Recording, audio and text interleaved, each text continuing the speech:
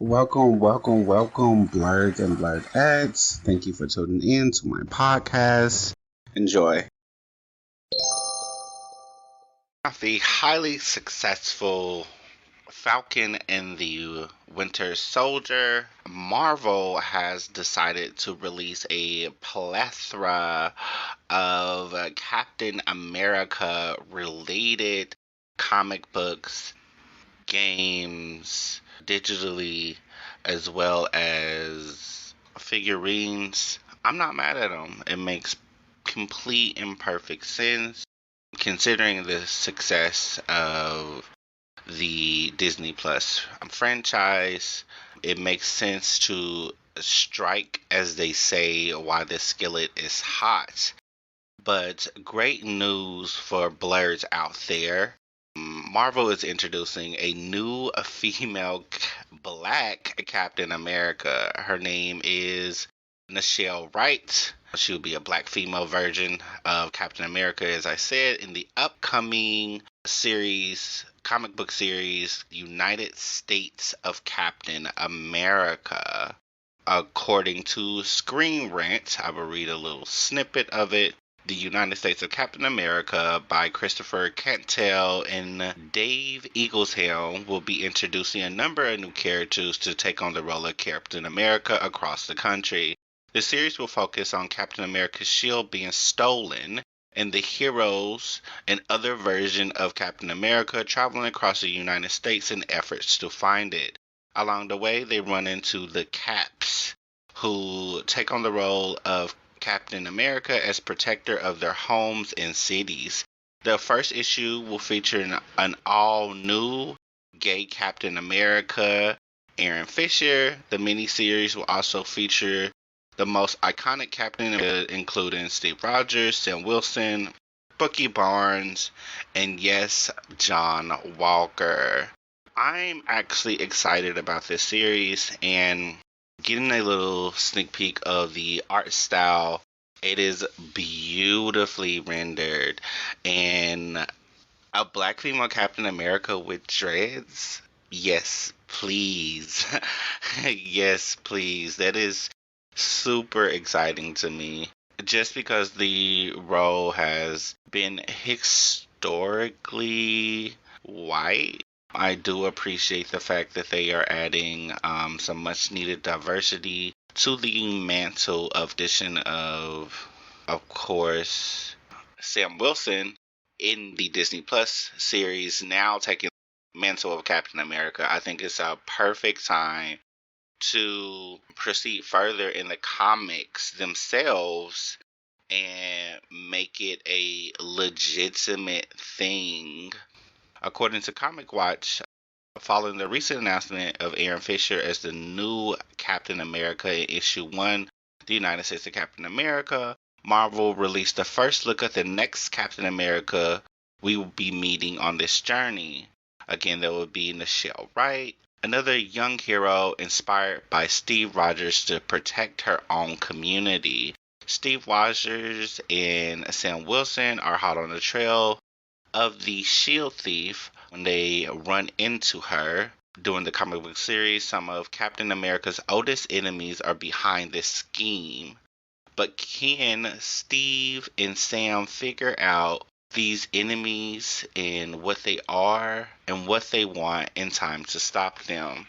Of course, you can purchase the comic book series online or at any of your local comic book shops. Good hunting, nerds.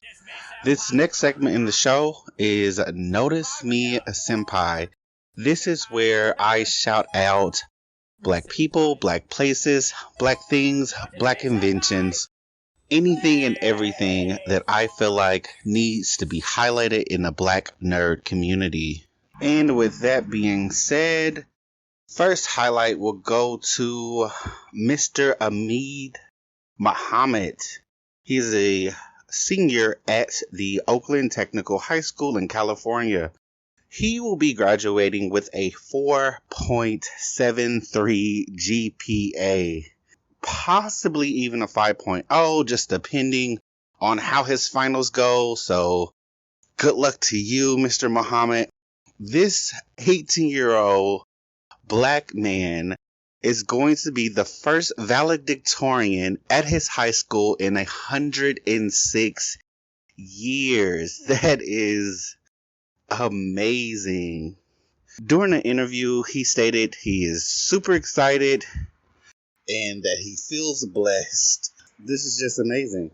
According to a Yahoo News article, in addition to his regular course load, Muhammad has taken 13 advanced placement classes at the Oakland Tech, as well as multiple college classes at his local community college. So this young man is ready and prepared. Senpai definitely noticed you, Mr. Muhammad. We got some nerd news concerning actor Terrence Howard. Terrence Deshaun Howard is an American actor, rapper, songwriter, and record producer, having his first major role in 1995 in the film Dead Presidents. Howard broke into the mainstream success with a television show and cinema roles between 2004 and 2006. He was nominated for Academy Award for Best Actor in his role Hustle and Flow. That's according to his Wikipedia. There is a laundry list of roles that Terrence Howard has been credited in according to his Rotten Tomato page. But the role that we are talking about today would be his role as Jim Rhodey Rhodes in the film Iron Man, released in 2008, grossing over $300 million. According to Indie Express, the actor was pushed out of the second Iron Man film by then lead Robert Downey Jr. The first film, Terrence Howard was actually the highest paid actor in the entire film. Second coming in closely would probably be Robert Downey Jr. Let me read a snippet of an interview that he did with the Rolling Stones in 2015. I called Robbie and I was like, look, man, leaving messages with his assistant. Called him at least 17 times that day and 21 times the next day. And finally left the message saying, look, man, I need help like I gave you. Never heard from you. So basically, with the success of the first movie, the powers at be basically told Terrence that we're going to pay you less than what you deserve and less than what was contractually obligated for us to pay you, because we feel like the film is going to be a success without you. During the filming of the first film, Terrence Howard had relinquished some of his pay so that Robert Downey Jr. could come on and film as Iron Man. That's where that statement comes from inside the Rolling Stone article saying, hey, I did it for you, now it's time for you to return the favor. When they started filming the second film, they offered him the money that they was going to offer him, and he was trying to reach out to Robert Downey to see if he would come up off of some of them coins like he did in the first film. Robert Downey's people deny any of this wholeheartedly. Robert Downey Jr. has denied the charges, saying that he has nothing to do with this decision to reduce Howard's paycheck.